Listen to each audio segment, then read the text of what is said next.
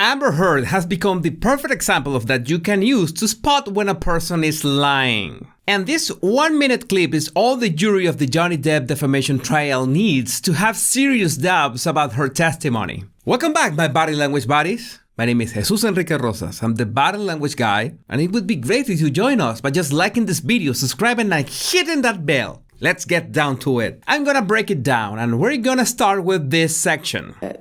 Johnny comes into Penthouse 4 and grabs me. I don't know I don't know what he was doing, but... Notice the wording. Johnny comes into Penthouse 4. That's pretty general, not specific. After a pause, she describes another action. He grabs me. But there are many ways to grab or hold a person. We don't have any details whatsoever. Immediately after that, we have 2 counts of... Grabs me. I don't know I don't know what he was... And those I don't know are something that I recommend that you pay attention to in the following clips. The most critical skill that you should develop is to try to picture the events in your mind. The less details the person gives, the more vague the image you will be able to picture. And it doesn't help if someone recalls those events like this.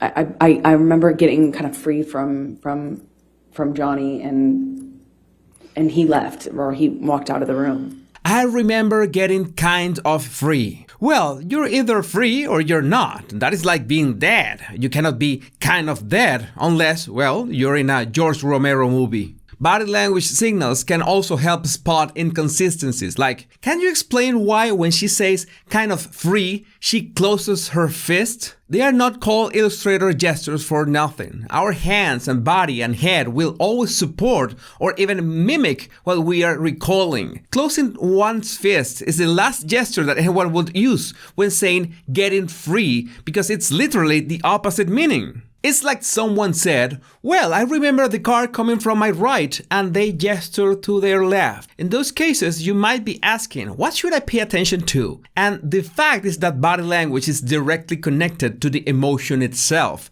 so it has more weight than words. Most of the time, when someone is not telling the truth, their brains would be focused on using the right words. They will not be able to lie with their bodies at the same time. So if I was running this investigation, if I was the one in charge of an interrogation where the suspect closes their fist, like holding something, when they say breaking free, that would be a huge red flag. Now let's add what she said immediately after. And he left, he walked out of the room. According to her testimony, Johnny was grabbing her, she got kind of free, then Johnny walks out of the room. Sounds like weird behavior, right? So let's do a very interesting exercise. Let's switch the characters on that first part and let's see if anything changes. I remember Johnny getting kind of free from me, and he left. He walked out of the room. How does this sound to you? And don't you think the closed fist makes more sense that way? I'm gonna say it. I think that what actually happened is that Amber was holding Johnny and he's the one that got kind of free. That's why in the previous clip she put so much emphasis in the words, I don't know what he was doing, because he was not grabbing her, but the other way around. And by the way, she touching her nose at the end and covering her mouth doesn't have a meaning in itself, but doesn't help her credibility either. I mentioned the importance of picturing events in your mind for a very good reason. Recreating someone's recollection is critical because that helps you spot inconsistencies in what is called situational logic. The events described by the person should at least make sense when you think about them. Just a warning, this strange detail in the next clip is quite hard to spot. One tip is to pay attention to her use of present and past tense. At one moment, I I'm aware that my sister's somewhere nearby, and I thought about that. I just remember thinking about that, and Well, we have another non-specific word, somewhere, but let's say that she really didn't know where her sister was. That's perfectly possible. But she says the words, I thought about that. I remember thinking about that. What is the problem with these two sentences?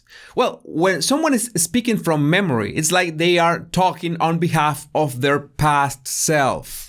In this case, it's Amber giving a testimony today of something that happened a few years ago. She's talking on behalf of her past self. This is a concept that we need to fully understand before going forward. Her present self is talking on behalf of the Amber from some years back. And that's precisely why she starts talking in present tense about a past event. At some point, I'm aware that my sister's somewhere nearby. She's talking like she is reliving the action, and that's what we usually do when we are trying to recall things from memory. But then she says, and notice how the tense changes, I thought about that. She just snapped out of the past experience, and now she's talking like present Amber, talking about past events in past tense. And right after that, she says, I remember thinking about that. That last sentence can only make sense for present Amber. Now, our brain will always take shortcuts, and when retelling any story, it will automatically select the best way to do it. Maybe speak about the whole experience in present tense, like you're reliving it, just like she started, or you recall the story in the past tense. That's okay either way.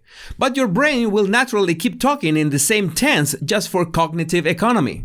These inconsistencies in tense, jumping from past to present, usually happen when your brain is trying to evaluate itself, what you just said, to make sure it is making sense. And that in itself is suspicious, because if you're talking from memory, you just need to recall the events as they happened, whichever tense you choose. Now, this next part is important, and it's much easier to spot the issue. Amber's own attorney is going to ask her a question, and all you have to do is verify that she actually answers the question she's asked. Here it goes. When you say free from Johnny, what, if any, connection did you have, the physical connection before that? Well, I mean, I'm, trying to stand up for myself, and Johnny would, at that stage in our relationship, he would just throw me, shove me, hit me in the face. I mean, it was just like, all I could do is just try to fight back, or try to not get more hurt. Now, you might have noticed two things. First, that Amber initially was talking about Johnny grabbing her, but then her attorney asks the questions about what does she mean about being free from him. Amber changes the focus from the specific event to a general topic. That is not answering the question. That is evading it and just blurting out a rehearsed line. Not to mention that microexpression of contempt that Amber shows right at the end of that statement. And she was talking straight to the faces of the jury at that moment. It's like she despises them for buying into her story. Now let's see how she continues. I don't really recall specifics. I remember at one point he had his uncasted hand in my hair, and I was looking at the carpet. I don't know what happened immediately after that, but I remember he left. He was out of the room for a while. So again, Johnny was holding her, and the next thing you know, he was walking out of the room? Well, there are no shortage of absurdities about Amber's recollection of events. And I understand that victims of abuse can have memory gaps. Memory gaps can be real mechanisms of the mind to protect itself. But then one has to make the question, why does she insist in talking like she's giving solid details about these events? That's something the jury should take into consideration besides all the red flags that we've seen so far. You can help me spot more clips to analyze following and tagging me on my Instagram account. And if you want to refine your observation skills, all you have to do is download my 100 body language tips right in the description of this video. My name is Jesus Enrique Rosas, and it will always be a pleasure, my body language buddies. Much love and bliss.